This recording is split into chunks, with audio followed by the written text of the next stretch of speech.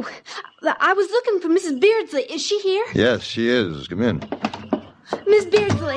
Janet Brogan, what's the matter, child? My papa sent me over here, and he said not to get you upset and to be careful how I tell you what happened. Oh, it's just awful, Miss Beardsley, just awful. Tell me what? Well, I just don't know which to tell you first. Well, now, take it easy, Janet, and try to start from the beginning. Who's he? Well, never mind. Please tell us what happened. Well, sir, Sheriff Jim's been shot, and they don't expect him to live. Oh, no. Who shot him? Them Tolan brothers. Oh. The one that was loose, the one that wasn't in jail, my papa said, came right in the front door of the sheriff's office and shot Sheriff Jim and took the keys and let his brother loose, and they run out of town and got away. Oh. Did anybody trail them? Well, my papa's getting a posse together right now. Then they're going to catch him. But that ain't the worst part, Miss Beardsley. Your husband went with them Tolan brothers. What? Yes, ma'am. They broke Mr. Beardsley loose, too, and my papa says they forced him to go with them.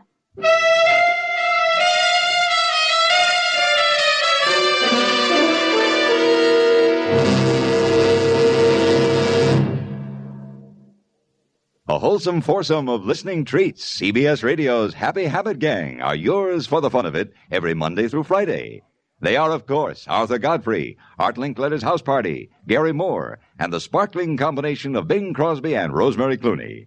You can't beat 'em, so why not join 'em? Every and any Monday, Tuesday, Wednesday, Thursday, Friday, right here on this station of CBS Radio. Arthur, Art, Gary, Bing, and Rosie, every weekday yet. And every Sunday, you have a fine opportunity to explore with experts the background of the week's important news.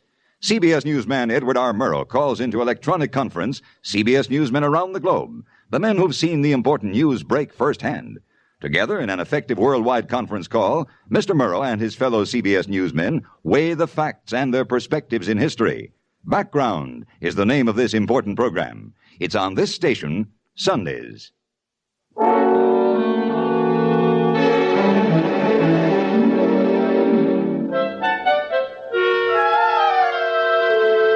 Cora Beardsley accepted the news of Ollie's predicament with expected anguish, excused herself, and retired to her room. Knowing that I could be of more help elsewhere, I left the house and joined Janet Brogan's papa's posse. We tried to trail the Tolan brothers and Ollie, but the darkness made it impossible. Before dawn, we gave up and made our way back to Oro City.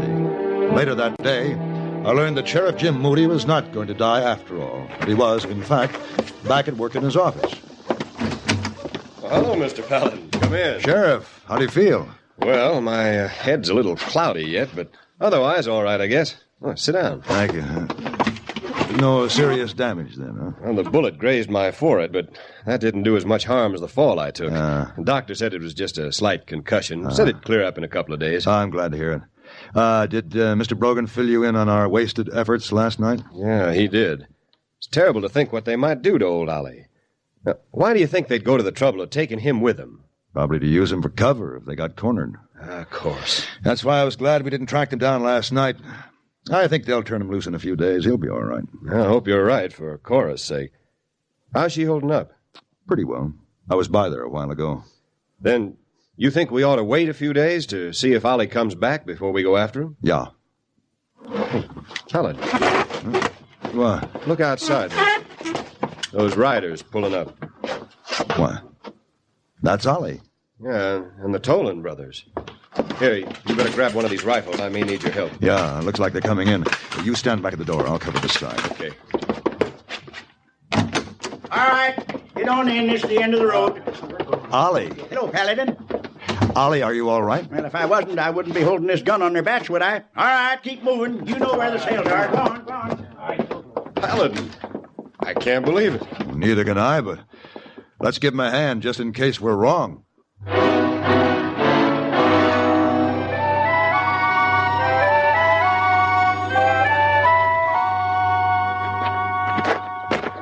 But, Paladin, I still think we could have stopped by the saloon first. I deserve one little drink at least. You will get your drink after you talk to Cora. Oh, she wouldn't care. Now, Ollie. Hey, what you knocking for? This is my house. Go on in. Hey, Corey! Corey! What? That you, Ollie? Ollie, well, Is you? I couldn't believe my ears. And here you are, all in one piece. Oh, Ollie. Oh, now, Corey, stop it. Oh. You don't have to carry on like this in front of Mr. Paladin. Well, what happened to you last night? I've been worried sick. Now, you ought to know better than to worry about me after 35 years. I'm man enough to take care of myself. Ollie, you was with them Tolan brothers, them killers. Oh, they're just human people like you and me. Ain't you going to tell me what happened? Well, Paladin, why don't you tell her for me? I think you ought to, Ollie. I'd like to hear it again myself. All right. But now, Corey, you got to dry them tears off your face. Oh, sure, Ollie. Well, why don't you sit down on the sofa?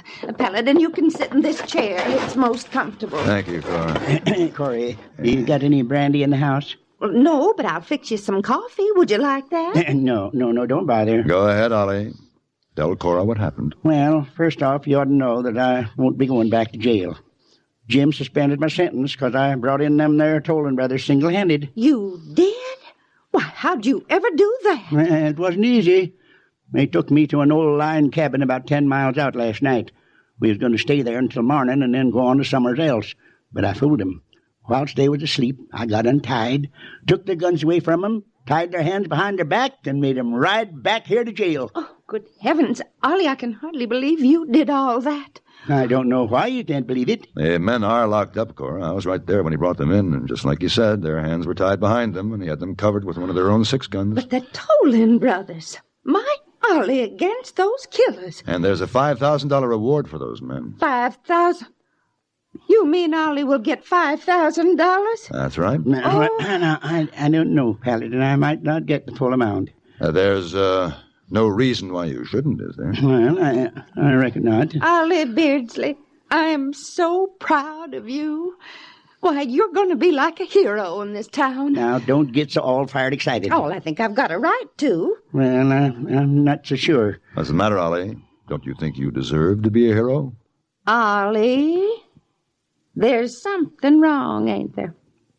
There's something more you ain't told us. Well, yes, there is. No, you always could see right through me, Corey. What is it, Ollie? Well, I just knew it. I couldn't go on with it. But the trouble is, if I don't go through with it, I'll be in a real mess. Go through with what? And the truth of the matter is, them Tolan brothers forced me to bring him back to jail. They made up that story for me to tell everybody. Why did they want to go to jail? Well, they're pretty slick schemers, and mean, too. Just as mean as everybody thinks they are. They got this all planned out, and if I don't go through with it, they're going to kill me and Corey, too, and they'll do it. Well, they won't do no killing locked up in jail. No, they'll get out. They got all kinds of schemes to get out if I don't do what they told me to do. What was that? Well, sir, I was supposed to wait until I collect the $5,000 reward money, and then I got to find some way to get them out of jail and then turn the money over to them. They promised to give me $500 of it if I do it, and if I don't, then Cora and me'll be dead. Oh, Ollie. Well, you sure got yourself into a pack of trouble this time. But I didn't do it. I was forced into it. Can't you see that? If you hadn't got drunk and raced that wagon down the street in the first place, you wouldn't be in this mess. No, wait a minute. Wait a minute. This can't be as bad as it sounds. After all, the Tolans are locked up. All we have to do is to see that they stay there until they're hanged. And I'd feel might better if they were hanged. Come on, Ollie, let's get down and tell the sheriff. We'll get some townsmen to stand guard duty on those men 24 hours a day. And, if it'll make you feel any better, I'll stay in Oro City until the Tolan brothers are buried. And I sure would be grateful if you did, Paladin. They ought to hang them today if they can. Well, they'll have to have a trial first, Cora, but I'm sure we all know what the verdict will be. I'll stay, but only on one condition. What's that? That you will promise never to get drunk again and race that wagon down the street. Oh, I promise that. Never again. And I believe you, Ollie. I think you've accumulated enough new memories now to last quite a few years. You're sure right about that. Come on, we better go. Paladin, Yes? I just wanted you to know I'm awfully glad you decided to pay us a visit when you did. I am too, Cora. I wouldn't have missed it for the world.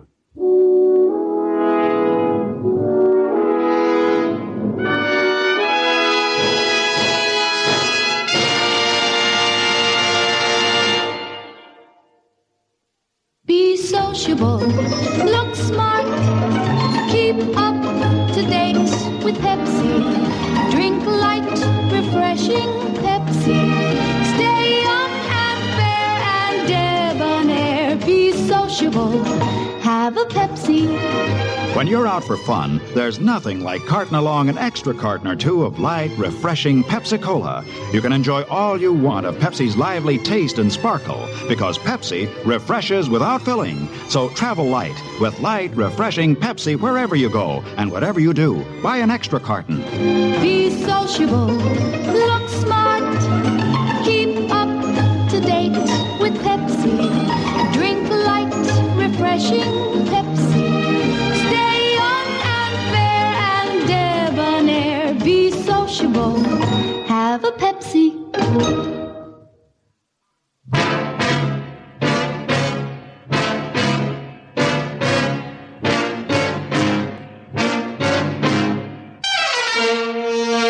Have Gun Will Travel. Created by Herb Meadow and Sam Rolfe, is produced and directed in Hollywood by Frank Paris and stars John Daner as Paladin with Ben Wright as Hayboy. Tonight's story was specially written for Have Gun Will Travel by Mr. Paris. Featured in the cast were Virginia Gregg, Ann Whitfield, Russell Arms, and Ralph Moody. This is Hugh Douglas inviting you to join us again next week when CBS Radio presents Have Gun Will Travel.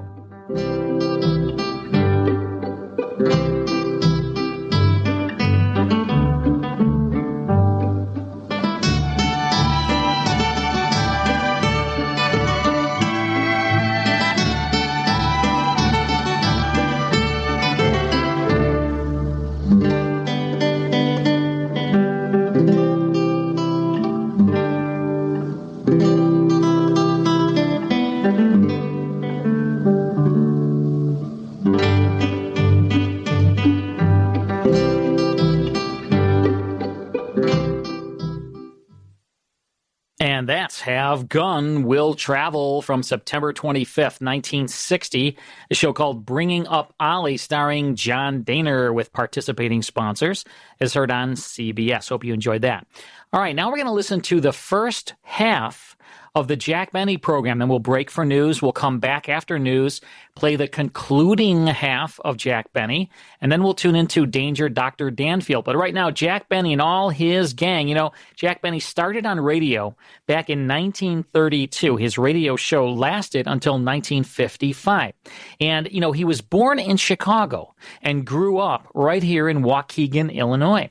He played vaudeville and became very, very popular. And, of course, his radio show was maybe the high watermark in all of comedy of the golden age of radio. He then went on to TV, made movies, all kinds of success. He was probably the most successful comedian of the 1930s, 40s, and 50s. And we have a broadcast for you now from December 14th, 1947. Jack sprained his ankle. Here's the first half of the Jack Benny program. The Jack Benny program.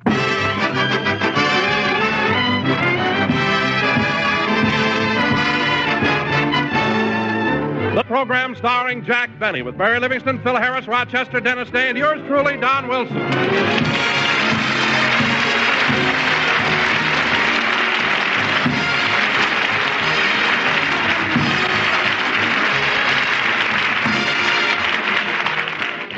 Ladies and gentlemen, as you all know, last week Jack Benny sprained his ankle while playing football with some of the neighborhood kids. He's been confined to his bed all week, and his friends are quite concerned about it. Let's drop in on two of them.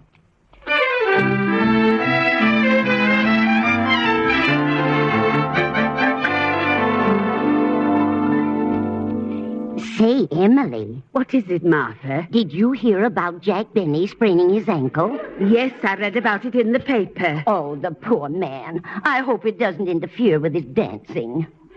He turkey trots divinely. Why, Martha, did you ever dance with Mr. Benny? No, but I saw him one night last month when I was cigarette girl at the Palladium.